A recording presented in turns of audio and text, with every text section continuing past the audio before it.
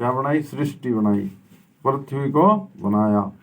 जो कुछ हमें दिख रहा है उस सब को परमेश्वर ने क्या किया? बोलो, क्या किया? बनाया। परमेश्वर ने सूरज बनाया, परमेश्वर ने चांद बनाया, परमेश्वर ने तारे बनाए, परमेश्वर ने पानी बनाया, परमेश्वर ने पेड़ पौधे बनाए। सबका बनाने वाला कौन है? बोलो, कौन है? कौन है? परमेश्वर। ठीक है, क्लियर है? ये किस किस को लग रहा है ये सब कुछ परमेश्वर ने नहीं बनाया? लग रहा है क्या किसी को? हालेलुया। बच्चों मेरी तरफ देखो, शुभम, ये क्या क्या बनाया परमेश्वर ने? उत्पत्ति का किताब में क्या क्या बनाया? सारा कुछ जो कुछ हमें दिख रहा है वो परमेश्वर ने बनाया। इसीलिए जब दूसरा अध्याय को पहला आयत को पढ़ते हैं तो वहां पे क्या लिखा है? बोलो, पढ़ो। यहाँ आकाश और पृथ्वी और उनकी सारी सेना का बनाना समाप्त हो गया। हो गया। क्या हो गया? सारा सब कुछ बना करके परमेश्वर ने हालेलुया तैयार कर दिया। ठीक है। अभी दूसरा वचन जब हम पढ़ते हैं वहाँ लिखा है, परमेश्वर ने अपना काम जिसे वह करता था 7वें दिन समाप्त किया और उसने अपने किए हुए सारे काम से 7वें दिन विश्राम किया। ठीक है।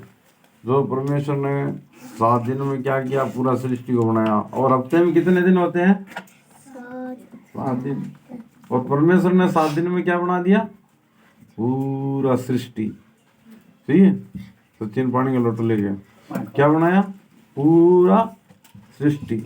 बोलो, पूरा सृष्टि बनाया परमेश्वर ने। और 7 दिन के अंदर परमेश्वर का वचन को यहाँ पे बताते हैं कि सब कुछ बनाने के क्या किया परमेश्वर ने? विश्राम किया।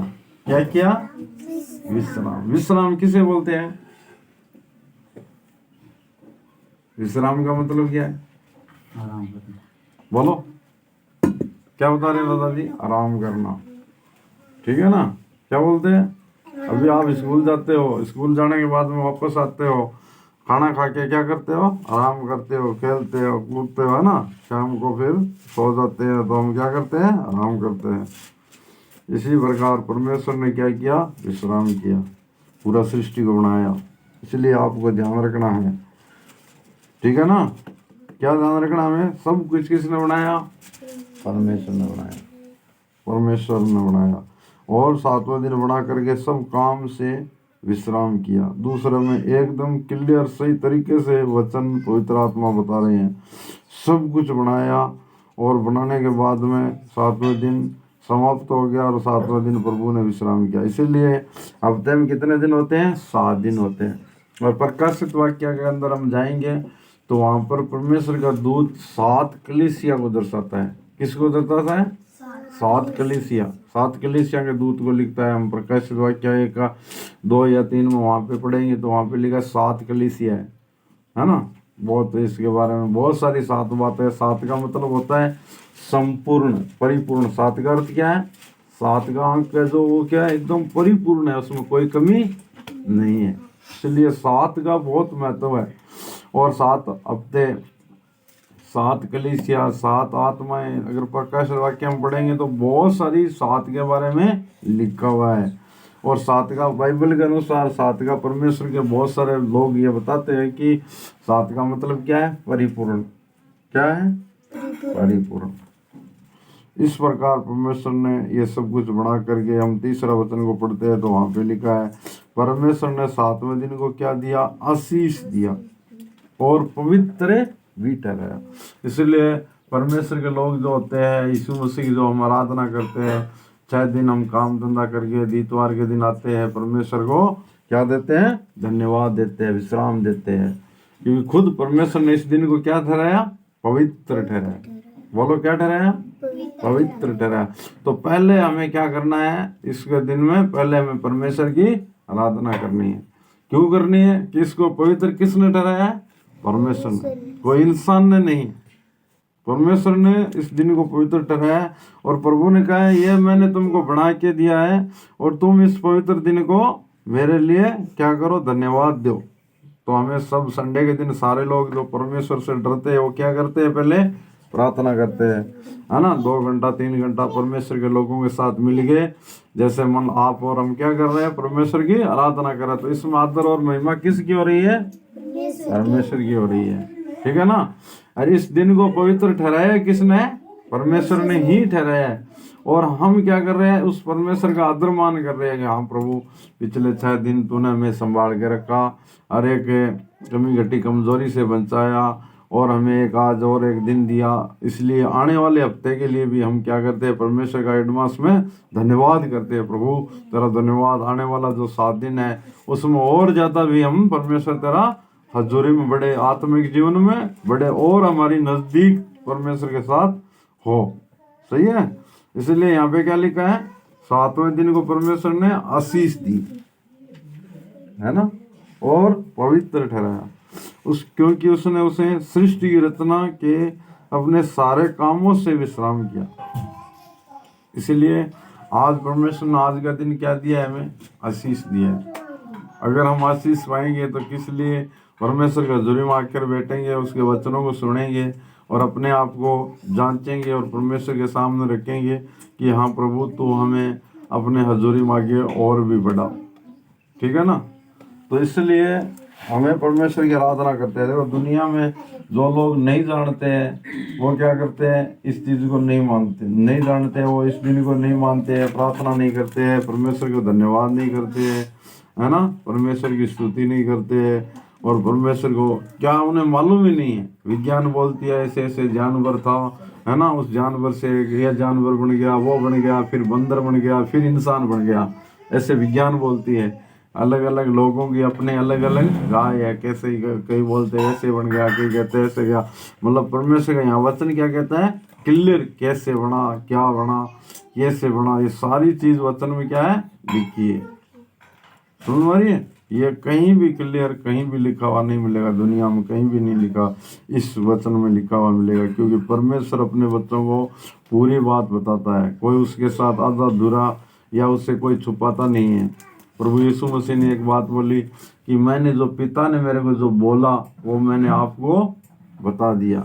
जो परमेश्वर ने मुझे आपको सिखाने के लिए और जो बताने कैसे तुम्हें जीना है, कैसे चलना है, वो सारा प्रभु यीशु मसीह ने पहले क्या किया? खुद करके दिखाया, है ना। प्रभु यीशु मसीह ने क्या क्या? किसी को थप्पड़ नहीं मारना, किसी को थप्पड़ नहीं मारना, वचन में लिखा है। मगर प्रभु यीशु मसीह ने अपने जीवन में कभी थप्पड़ नहीं मारा, कभी भी थप्पड़ किसी को मारा नहीं प्रभु यीशु मसीह ने। क्यों? उन्होंने अगर बोला है तो खुद पहले क्या किया? समझ में आ रही है बात? प्रभु ने जो बोला वो किया। मतलब प्रभु वो, आज लोग क्या करते हैं? सबसे बड़ा कारण क्या है कि लोग मतलब वो सुनते हैं मगर उस पर चलता नहीं है। कोई भी आदमी, विश्वासी लोग, कलीसिया, परमेश्वर का लोग क्या करते हैं? नाम एक्टिंग करते हैं, झूठी एक्टिंग करते हैं, उस वचन के अनुसार चलते नहीं है। इसलिए उनके जीवन में क्या नहीं है? आशीष नहीं होती है। क्योंकि वचन कहता है कि जो प्रभु यीशु मसीह ने किया वो हमें बताया, ऐसे ऐसे तुम्हें करना है। और हम चौथा वचन पढ़ने और 5वां वचन को क्या देखते हैं? वहाँ पे वचन में लिखा है बहुत सारे पौधे बनाए परमेश्वर ने, बहुत सारे पेड़ बनाए, छोटे हो बड़े हो, और पृथ्वी पर फिर कभी यहाँ पे देखो 5वां पढ़ो।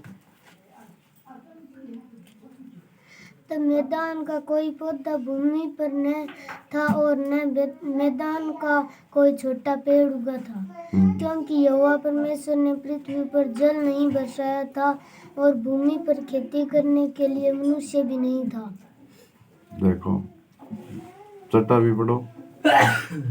तो भी कोहरा पृथ्वी से उठता था जिससे सारी भूमि सींच जाती थी। क्या उठता था? दंवर, जो अपना बोलते हैं ना दंवर। तो ये दंवर ही क्या करती थी? जमीन से उड़ती थी और सारी चीज को सींच जाती थी दंवर से। टोटल काम किससे होता था? पहले बारिश नहीं हुई थी, नुआ से पहले, जल प्रलय से पहले कभी बारिश नहीं हुआ। तो बारिश नहीं हुआ तो कैसे सारा सींचता था? परमेश्वर कोहरे से। देखो प्रभु कितना महान है ना, परमेश्वर का वचन। इसलिए हमें वचन को क्या करना है? ध्यान से पढ़ना है। ध्यान से पढ़ेंगे तो हमारे जीवन में परमेश्वर अद्भुत काम करेगा और हम उस वचन के अनुसार अपने जीवन को चलाएंगे। हाँ आगे। तब तब यहोवा परमेश्वर ने आदम को भूमि की मिट्टी से रचा और उसके नथनों में जीवन का श्वास फूंक दिया और आदम जीवित प्राणी बन गया। देखो जो परमेश्वर ने कितना आसान तरीके से एक मिट्टी का पुतला बनाया और उसमें अपना सांस फूंक दिया। और आज अगर विज्ञान की बात करें, बहुत सारा विज्ञान ने तरक्की किया, अभी पता नहीं है इस बॉडी में कहाँ वो चीज़ है जिससे इंसान जीवित रहता है। मगर परमेश्वर का सृष्टि क्या है? अद्भुत सृष्टि है परमेश्वर का सृष्टि। आज मनुष्य को विज्ञान सारा चीज देख लिया, वो देख रहा है कि इंसान का जो जिंदगी है वो किस जगह में ठहरा हुआ है। मतलब यहाँ पे परमेश्वर का जो सृष्टि है अद्भुत है। अगर हम प्रभु के साथ चलते हैं तो हर दिन परमेश्वर भी हमारे साथ क्या करता है? अद्भुत तरीके से हमें संभालता है। परमेश्वर का काम अद्भुत तरीके से होता है। हमें क्योंकि हमारा पूरा समर्पण है प्रभु के जीवन में, हमारा जीवन में नहीं है, इसलिए हमारा जीवन में कोई बदलाव नहीं है। उसका कारण क्या है? हमारा समर्पण सही से नहीं है परमेश्वर के साथ। अगर जब तक परमेश्वर के साथ हमारे लिए सही से समर्पण नहीं होगा, परमेश्वर आपके लिए मेरे लिए अद्भुत काम नहीं करेगा। सही है कि नहीं है? क्या करना चाहिए हमें? सबसे पहली चीज अगर हमें सीखनी है तो हमें पूर्ण रूप से, संपूर्ण रूप से परमेश्वर के सामने क्या करना है? समर्पण करना है। देखो पिछले बार भी मैंने बताया, परमेश्वर ने साउल और दाऊद, पहला जो राजा इस इजराइल देश का जो राजा बना कौन था? साउल था। और उसके बाद में दूसरा राजा आ गया दाऊद और साउल में क्या फर्क था? साउल क्या करता था? जो भी गलत, क्योंकि मनुष्य, आप और हम मनुष्य लोग कोई ना कोई गलत काम या कोई ना कोई कमी घटी हमारे अंदर तो जरूर पाई जाती है और होएगी भी। मगर दाऊद से जब भी कोई गलती होती थी उसकी खूबी क्या थी? वो मान लेता था परमेश्वर के सामने, मगर मान लेता था और अपने आप को क्या कर देता था? परमेश्वर को समर्पण करता था। मगर साउल की कमी क्या थी? वो सफाई देता था। समझ रहे बात? उसने गलत काम किया है, परमेश्वर के हजूरी में उसने क्या काम किया है? गलत काम किया है। मगर वो क्या, जब उसको बताता था परमेश्वर अपने सेवकों के जरिए या किसी न किसी, तो उसको क्या करता? वो उल्टी सफाई देनी शुरू करता था। जैसे बाइबल में एक उदाहरण दिया है, जब परमेश्वर ने बोला, एक जगह बोला तू जा वहां पर युद्ध कर और उसको जीत मैं तुझे दिला दूंगा, और वहां से भेड़ बकरी लेके नहीं आना है। भेड़ या बकरी कोई भी, उस वहां का कोई भी अच्छा कैसा जानवर लेके नहीं आना है।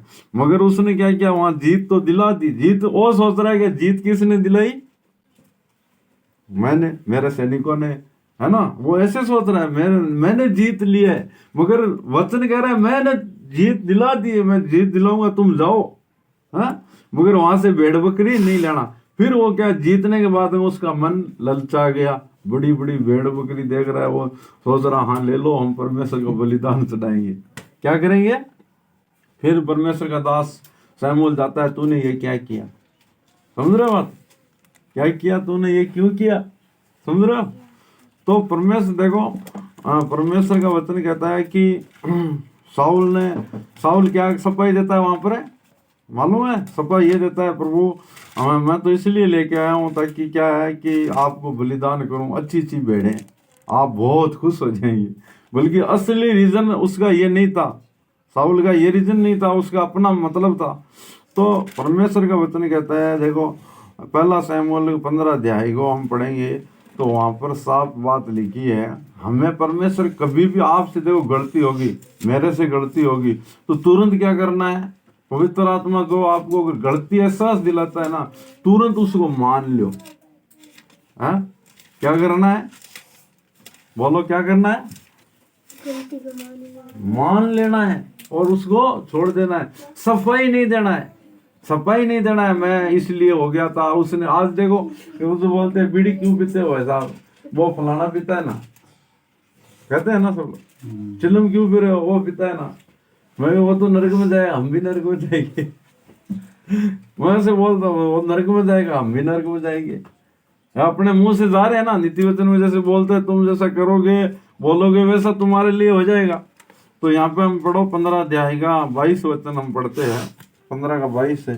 पहला शमूएल मैं ही पढ़ता हूँ वहाँ पर, क्या मतलब वो सफाई पेश कर रहा है सैमुअल के सामने, प्रभु के दास के सामने वो शाऊल क्या करता है, अपनी सफाई पेश करता है।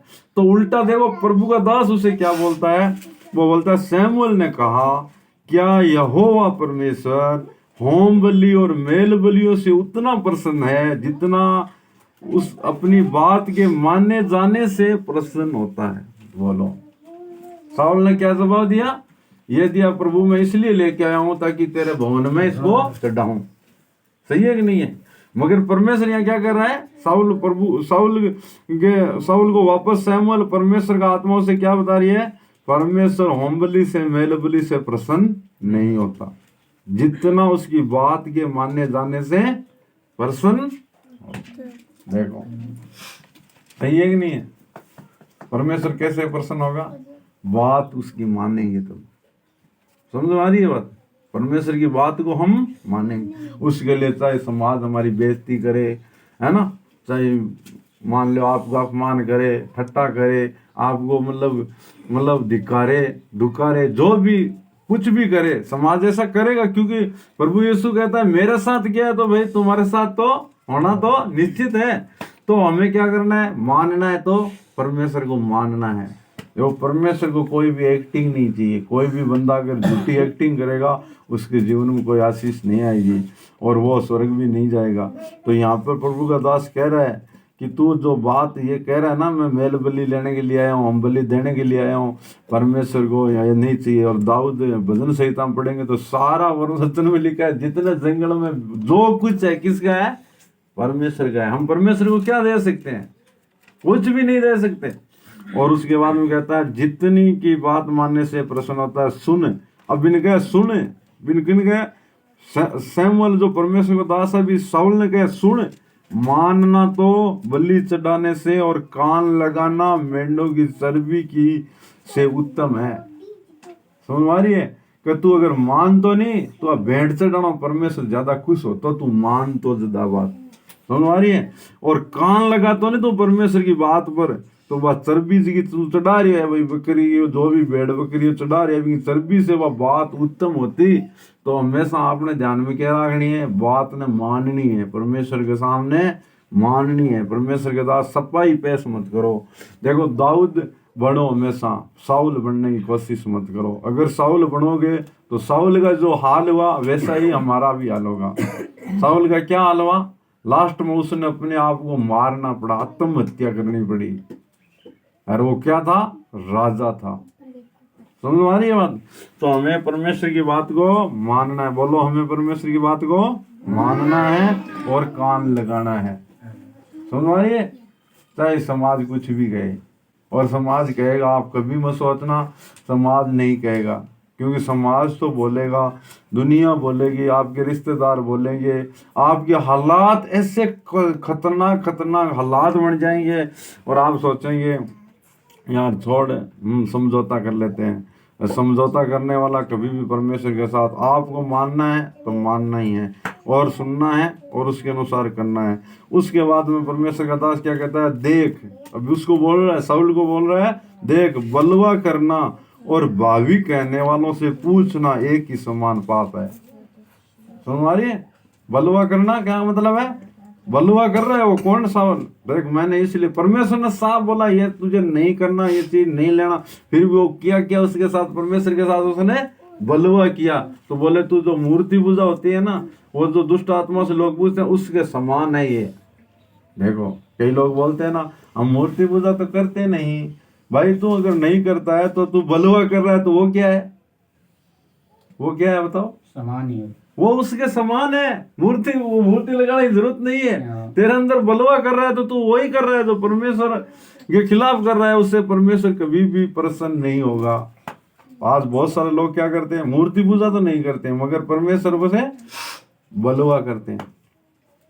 समझ रहे हो बात? क्या करते हैं, बस आपको बोल रहे हैं मम्मी पापा तुम आज आंख मान लो तो तुम क्या करोगे, बाहर जाकर खेल कूद करोगे। तो ये क्या किया तुम लोगों ने, बलुआ किया। समझ रहे ना बात? ये बलुआ है, बलुआ कर रहे हो तो मूर्ति पूजा के बराबर है। यहाँ पर यही कह रहा है परमेश्वर का वचन, बलवा करना, भावी कहने वालों से पूछना एक ही समान पाप है, और हट करना मूर्तें और ग्रह देवताओं की पूजों के तुल्य है। देखो, अगर हट करता है मैं तो ये करूँगा ही, तो वो कहते हैं, यहाँ स्पष्ट कह रहा है वो मूर्तों में और ग्रह देवताओं में पूजा के तुल्य है। कई लोग बोलते हैं मैं तो डोरा जंतर कराता नहीं, भाई मत करा डोरा, बलुआ किया तो डोरा जंतर कराने वाले के समान ही है।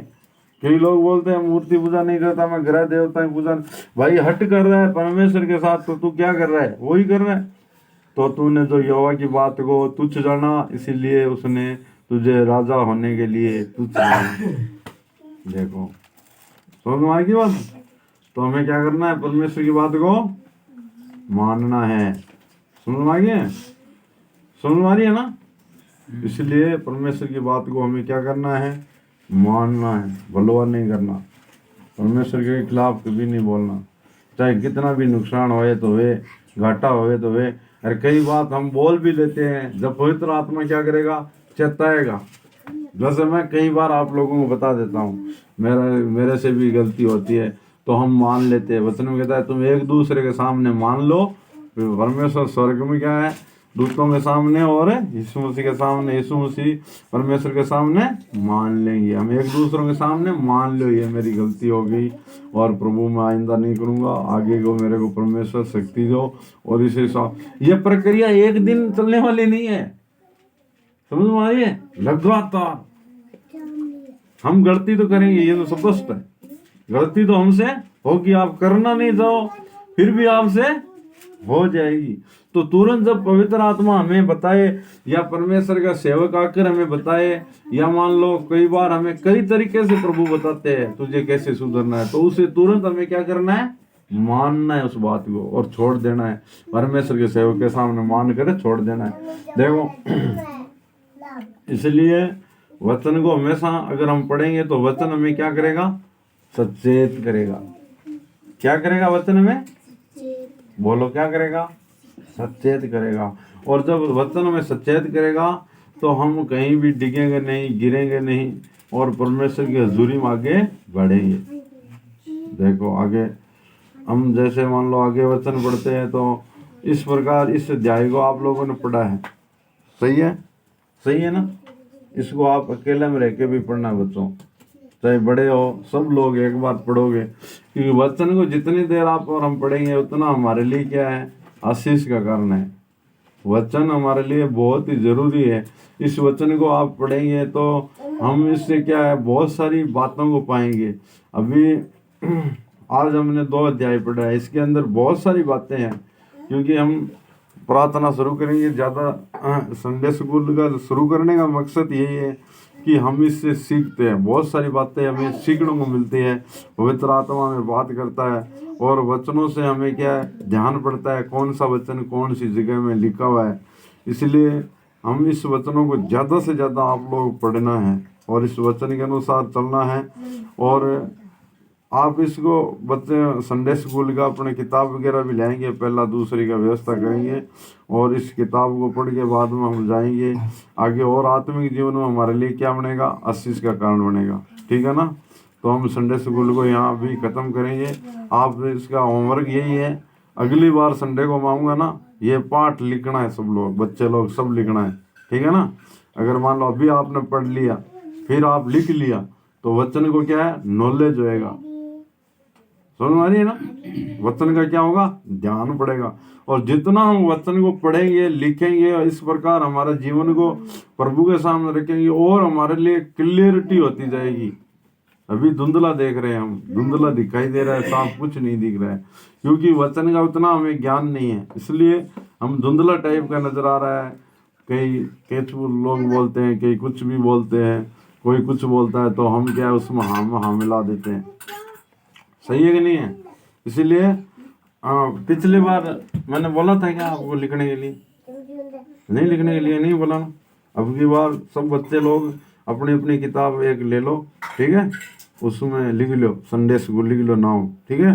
और पहला दूसरा अध्याय आप जो अच्छा, उसमें क्वेश्चन वगैरह भी दे देंगे आपको, जो अच्छा नंबर लेकर आएगा, अच्छा मतलब लिख कर ले आएगा, अच्छा आंसर लेकर उसका देगा, तो उसको गिफ्ट वगैरह भी देंगे, है ना शिवरत्न जी। बच्चों के लिए कंपटीशन रखेंगे संडे स्कूल का, जो अच्छा बचाएगा फिर अब आगे, जैसे मान लो अपने सुजानगढ़ में भी संडे स्कूल का कंपटीशन चलता है, उसमें भी आप लोग भाग ले सकते हैं, जिससे हमारा आत्मिक जीवन में मकसद एक ही है, हमारा आत्मिक जीवन बच्चों का क्या हो, मजबूत हो। जैसे अभी हम आधा अधूरा अंधेरे में, अब बच्चे लोग अंधेरे में नहीं है। अभी मान लो नीतीश आशीष को अभी मैं शुरू से उन्हें वचन सिखा रहा हूँ, तो वचन से सारा चीज क्या है ध्यान पड़ती है। कोई भी आदमी अभी बच्चों को क्या है इस बारे में पता चलेगा, ये परमेश्वर ने ऐसे ऐसे सृष्टि को बनाया था, ऐसे पेड़ पौधे बनाए थे, है ना। तो दुनियादारी की बातों को सुनेंगे, क्योंकि बाहर जाएंगे बाहर की सुनेंगे, वचन पढ़ेंगे वचन की सुनेंगे, फिर वो कंपेयर करना सीखेंगे, यार सही कौन सी है गलत है कौन सी है। सही है ना बात। अभी इस बात को इसीलिए परमेश्वर का वचन क्या है, वचन संहिता में जब हम पढ़ते हैं, वचन क्या है, पाँव के लिए दीपक और मार्ग के लिए उजियाला है। ये वचन आपके लिए बहुत ही, आपके लिए मेरे लिए हर जन के लिए आशीष का कारण है। इसीलिए हम इस अब की बार आप सब बच्चे लोग इस पहले और दूसरे अध्याय को लिखना है, ठीक है। फिर हम आपको क्वेश्चन वगैरह देंगे आगे, ताकि और ज़्यादा आप लोग क्या है इस आत्मिक जीवन में आगे बढ़ो, ठीक है ना। अभी हम शुरू करेंगे, प्रार्थना शुरू करेंगे। पहले हम संडे स्कूल बंद करते हैं, फिर हम 5 मिनट बाद धन्यवाद देंगे परमेश्वर को, फिर हम गीत गाएंगे, ठीक है ना। पिछली बार मैंने गया गीत गाने तैयारी किया ना सब लोगों ने। अभी शुरू करते हैं। सकीना आप प्रार्थना करो। धन्यवाद प्रभु जी, हालेलुया। सब लोग आंख बंद करें, बच्चों के लिए प्रार्थना करें। हमारे बच्चे आत्मिक जीवन में बढ़े और बच्चे परमेश्वर की हजूरी में और मजबूत होते जाएं। परमेश्वर उनको अपने जीवन से पवित्र आत्मा इनकी रहनुमाई करे, आगे इनको वचन पढ़ने में, वचन के अनुसार चलने में, वचन को समझने में, वचन की पवित्र आत्मा की रहनुमाई में बढ़ने में सहायता करे। पवित्र आत्मा बच्चों को प्रभु तुम मदद कर प्रभु जी, और बच्चे हमारे कलीसिया के लिए, परिवार के लिए आशीष का कारण बने परमेश्वर। और आगे जो इस वचनों को पढ़ने के लिए, लिखने के लिए तो सहायता कर प्रभु जी। जो भी संडे स्कूल का कंपटीशन होता है उसमें भी आगे बढ़े। हम कुछ देर प्रभु आपके वचन सीखने के लिए आपने सहायता किया, हम इसके लिए धन्यवाद करते हैं। आने वाले टाइम में प्रभु जी और ज़्यादा तो हमारी मदद और सहायता कर। पवित्र आत्मा तेरे नौ पड़ों में बलवंत कर, तेरे वचनों में मजबूत कर, तेरे बैर भक्ति में चला पिता परमेश्वर।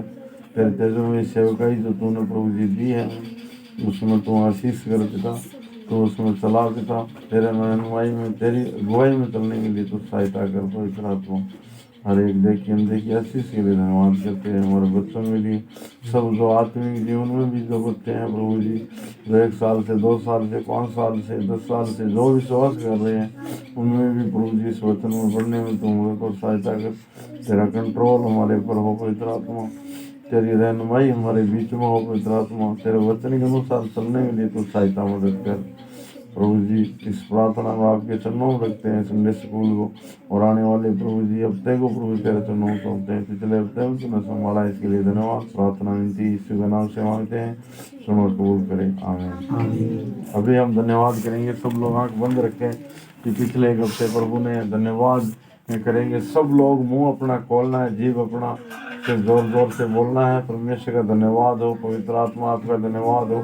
सब लोग धन्यवाद करें, धन्यवाद हो। राजा राजा प्रभु यीशु के राजाओं के राजा हैं, खुदाओं में आपका शुक्र करते हैं, धन्यवाद करते हैं। आज का दिन तूने हमारे जीवनों में बख्शा है परमेश्वर। तेरी प्रार्थना के लिए प्रभु जी हमें इकट्ठा किया है, तेरा धन्यवाद करते हैं। पिछले एक हफ्ते तूने संभाल के रखा है, इसके लिए धन्यवाद करते हैं। आपकी हर एक देखी और अंधे की आशीष के लिए धन्यवाद करते हैं। आपकी हर एक देखी अंधे की बरकतों के लिए धन्यवाद करते हैं। आपकी देखी अंधे की दया के लिए प्रभु जी, जो तूने हमारे पर बना के रखी है प्रभु जी। गुजरे समय में प्रभु जी तूने हमें अद्भुत रीति से संभाला है पिता परमेश्वर। ये अंतिम समय में हम प्रभु जी बैठे हैं और आपकी आराधना करने के लिए आपने हमें इकट्ठा किया है पिता, हम इसके लिए धन्यवाद करते हैं पिता। आने वाले टाइम में और ज़्यादा तेरे भय और भक्ति में बढ़ने के लिए प्रभु जी पूरी कलीसिया को मदद और सहायता कर पिता परमेश्वर। तेरे वचन में बढ़ने के लिए तो सहायता कर पिता परमेश्वर। तेरे वचन के अनुसार चलने के लिए सहायता कर पिता परमेश्वर।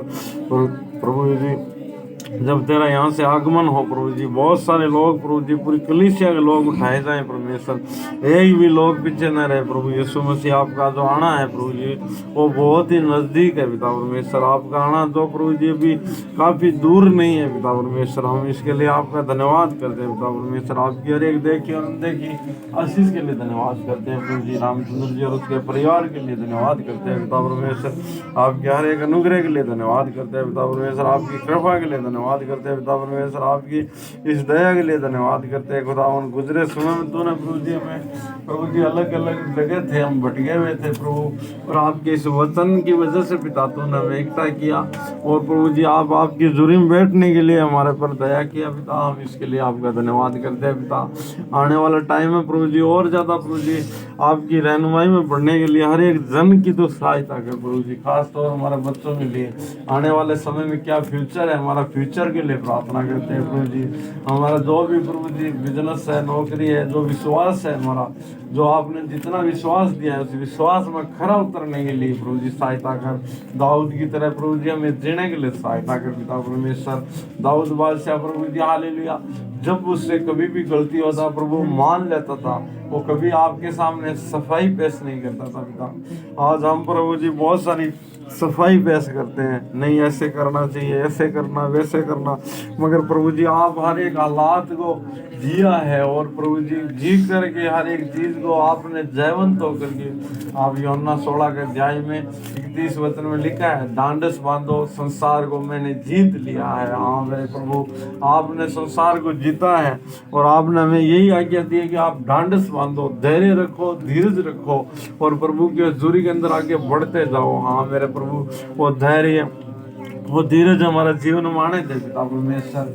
वो हमारी बोली चाली में वो नर्मता आने दे पिता परमेश्वर। आपके भय और भक्ति में चलने दे प्रभु। आपने इस दिन को प्रभु हमारे लिए ठहराया है, पवित्र करके ठहराया है प्रभु जी। इस दिन में और ज्यादा पवित्र प्रभु जी, आराधना के दिन में हमें और ज्यादा आप हमसे बोले और बातचीत करें पिता परमेश्वर। आप अपनी अगुवाई में हमें चलाए और हमें अपनी रहनुमाई में प्रभु जी आगे बढ़ाएं पिता परमेश्वर। आपके वचन में लिखा है पिता परमेश्वर की जो कोई हालेलुया परमेश्वर का हालेलुया आदर करेगा, वो यहोवा के डरवे होकर जिएगा, उसके कोई जीवन में कमी घटी नहीं होगी। आज हमारा जीवन में कोई भी कमी घटी है पिता परमेश्वर। हर एक जीवन जन को प्रभु जी आपके चरणों में सौंपते हैं। वो कोई प्रार्थना में कमजोर है तो प्रभु जी ने प्रार्थना करनी सिखा परमेश्वर। जो वचन पढ़ने में कमजोर है उसे वचन पढ़ाने में सहायता कर प्रभु जी। जो वचन चलने में प्रभु जी हालेलुया कमजोर है, हम उसमें तो हमारी कमजोरी को दूर कर पिता परमेश्वर। तेरे भय और भक्ति में प्रभु जी बढ़ने के लिए आज एक और दिन हमारे जीवन में देख करके हमें आशीष किया है प्रभु जी।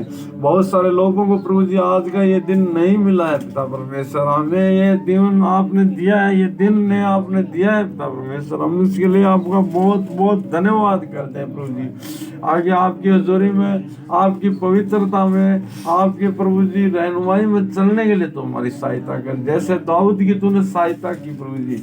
और दाऊद परमेश्वर तेरा दास है, इसीलिए प्रभु जी अपनी जिंदगी में कोई भी लड़ाई नहीं हारा प्रभु जी। आज हम बहुत सारी बातों में हारे हुए हैं परमेश्वर। हम बहुत सारे प्रभु जी बेमतलब की चीजों में भी फंसे हुए हैं पिता परमेश्वर। आज उनसे हमें आजाद कर, और प्रभु जी जैसे तेरा दास प्रभु जी सैमुअल साउल को कहता है, मानना है तुझे, सुनना है, बलवान नहीं करना है, हट नहीं करना है प्रभु जी। हालेलुया, ये आप चाहते हैं। हम प्रभु जी जाने अनजाने में बहुत बार प्रभु जी आपकी बात को नहीं माना है, इग्नोर किया है परमेश्वर। आपके सेवकों की बातों को इग्नोर किया है पिता परमेश्वर। आपके वचनों को हमने प्रभु जी इग्नोर किया है पिता परमेश्वर। आप ये चाहते हैं कि हम वचनों के अनुसार चले परमेश्वर। आप हमें चाहते हैं कि हम वचन के अनुसार अपना जीवन को व्यतीत करें पिता परमेश्वर। आपके बैर भक्ति में बढ़ने के लिए तो हमारी मदद कर, सहायता कर प्रभु जी।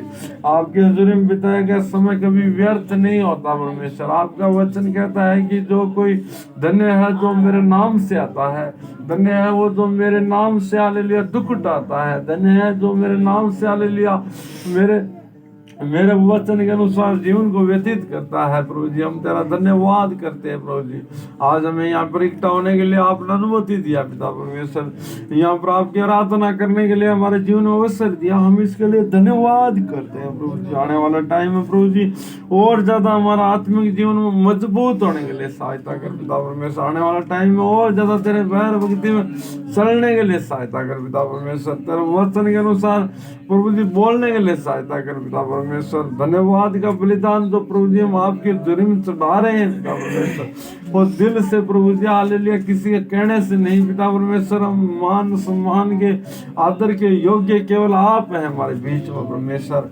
आप हमारे बीच में अगुवाई करें, इस कलीसिया की अगुवाई करें परमेश्वर, अपनी हुजूरी में हमें चलाएं बढ़ाएं मजबूत करें पिता। गुजरे समय में प्रभु जी जो भी हमें विश्वास दिया है प्रभु जी, इस विश्वास में दिन दुगुनी और रात चौगुनी बढ़ने दे पिता परमेश्वर। ये विश्वास कम नहीं होने पाए प्रभु जी, ये विश्वास घटने नहीं पाए बल्कि बढ़ता जाए प्रभु जी और मजबूत होता जाए पिता परमेश्वर, ताकि हम प्रभु जी हम भी बचे और भी लोगों को प्रभु जी हम बचा सके नरक में जाने से पिता परमेश्वर। जो निराशा में है प्रभु जी, जो पाप में पड़े हैं प्रभु जी, जो आपसे दूर है अंधेरे में है, उनको आपकी रोशनी में लाने के लिए तो सहायता कर पिता परमेश्वर। ये सेवका ये कलीसिया परमेश्वर आपकी है परमेश्वर, हमारा इसमें प्रभु जी कोई भी इसमें हालेलुया योगदान नहीं है, ये सिर्फ आपकी है प्रभु जी। आपने हमें इकट्ठा किया है, आपने हमें प्रभु जी आपने हमें इकट्ठा होकर के आपकी महिमा करने के लिए इजाजत दिया है पिता परमेश्वर, हम इसके लिए धन्यवाद करते हैं। आगे गीत गाना प्रभु जी, भजन संहिता से भजन को पढ़ना प्रभु जी हालेलुया, उसका मनादी करना प्रभु जी, बच्चों का गवाही हो पिता परमेश्वर, वचन का सेवकाई हो पिता परमेश्वर, हर एक चीज आपके चरणों में देते हैं। हमारी गवाहियां हमारे लिए आशीष का कारण बने परमेश्वर। प्रभु जी सारा महिमा तो आपको देते हैं, प्रार्थना विनती यीशु मसीह के नाम से मांगते हैं पिता परमेश्वर, सुनो कबूल करे आमीन। अभी हम गीत गाएंगे, गीत गाकर हम परमेश्वर की महिमा करेंगे। सोचिए कौन सा शुरू करेंगे?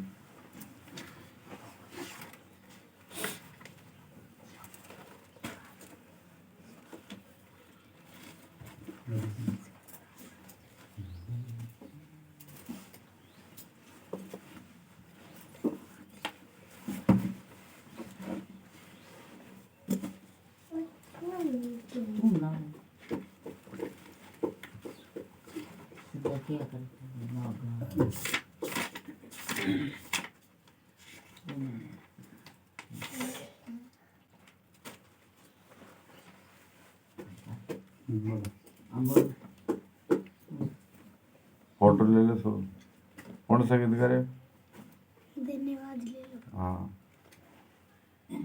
धन्य शुरू करो। धन्यवाद ले लो प्रभु, प्रशंसा तुम्हीं ले लो। धन्यवाद ले लो प्रभु, प्रशंसा तुम्हीं ले लो। मंगलमय प्रभु तुम्हें, करुणा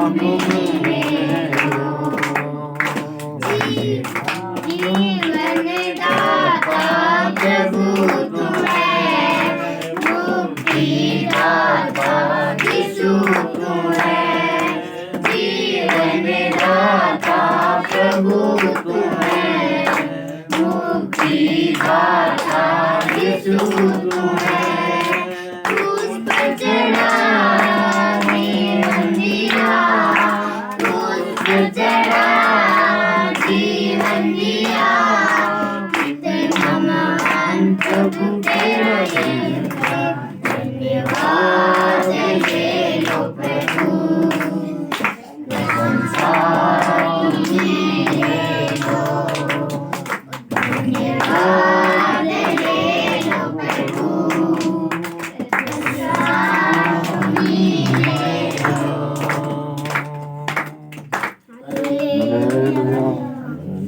वेरी गुड, बहुत अच्छा गीत गाया है। ऐसे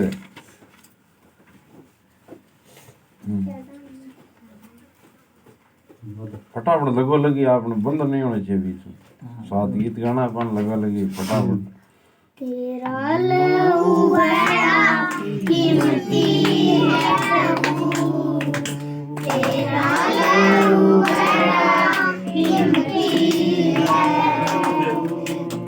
तेरा लहू बड़ा कीमती है प्रभु, तेरा लहू बड़ा कीमती है, क्योंकि उस लहू में जो ताकत है, जिससे हम पाते हैं छुटकारा, क्योंकि उस लहू में जो ताकत है, जिससे हम पाते हैं छुटकारा, तेरा लहू बड़ा कीमती है प्रभु, तेरा लहू बड़ा कीमती है, तूने वो लहू बहाया है, सारी दुनिया को बचाया है, तूने वो लहू बहाया है, सारी दुनिया को बचाया है, कभी तूने किसी से न कुछ मांगा, कभी तूने किसी से न कुछ चाहा, कभी तूने किसी से न कुछ मांगा, कभी तूने किसी से न कुछ चाहा, क्योंकि उस लहू में जो ताकत है, जिसे हम पाते हैं छुटकारा, क्योंकि उस लहू में जो ताकत है,